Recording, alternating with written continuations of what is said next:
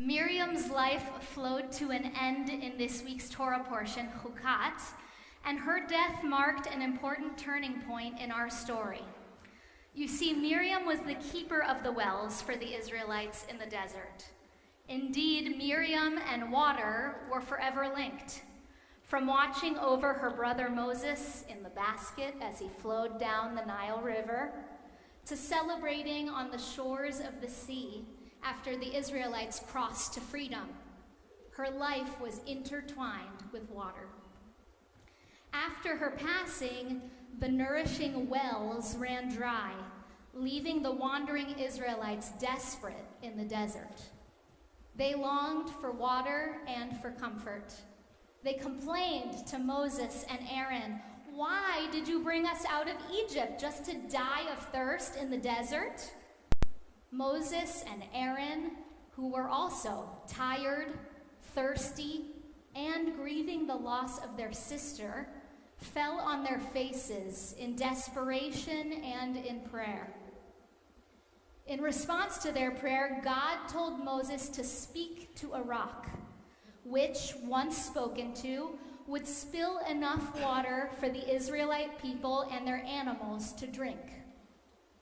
Moses, who was full of fresh and unprocessed grief and fed up with the Israelites' complaints, could not control the wave of anger welling up inside him. Bubbling up with rage, he shouted, "Shimu na hamorim! Listen up, you rebels! Shall we get water for you out of this rock?" In a fit of rage, he struck the rock, not once, but twice, failing to follow God's instruction. Water flowed for the people, but Moses received a harsh punishment. For his lack of self-control in the face of grief and frustration, he was prohibited from entering the promised land, destined to die in the parched desert. Like Moses, we have all faced moments in which our emotions threaten to overwhelm us, in which we act impulsively due to the feelings bubbling up inside us. There is so much happening in the world that can cause us to feel sad, angry, and frustrated these days. We are still reeling from October 7th. We are noticing and attempting to combat rising anti-Semitism. And perhaps we are even navigating our own personal mourning if we recently lost friends or loved ones. It can be hard to have compassion and fill others' cups when we ourselves are overwhelmed, fatigued, stressed, and anxious. It can feel difficult to maintain an abundance mindset, to remain balanced, to try to live in nuance in a world that seems to be driven by scarcity and by binary black and white. Rabbi Simcha Bunim, a late 18th, early 19th century leader of Hasidic Judaism in Poland, used to teach that we should carry in our pockets two notes. One that read, "For my sake the world was created."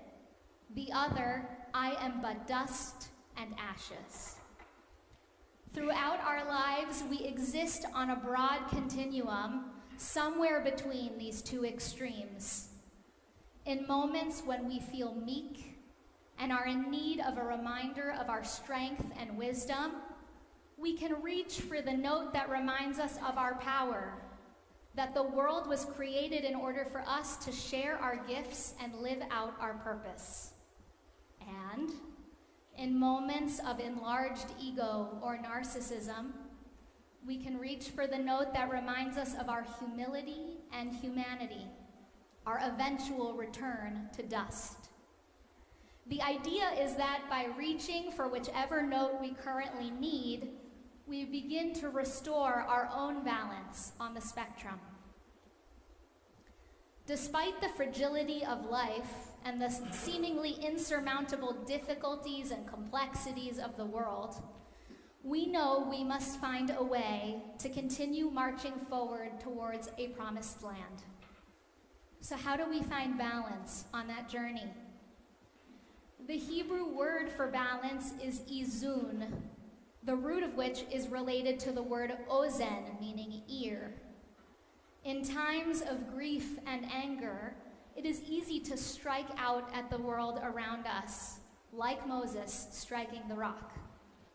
But what if, instead of lashing out, we chose to listen deeply, seeking understanding rather than control? Perhaps we can relinquish a tiny bit of that control and surrender more often, using the notes in our pockets to help us find balance and flow more gently with the currents that try to pull us one way or the other.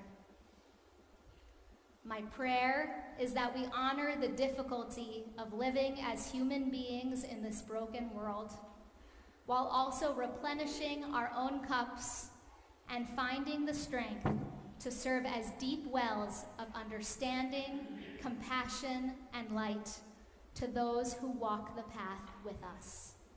Shabbat Shalom.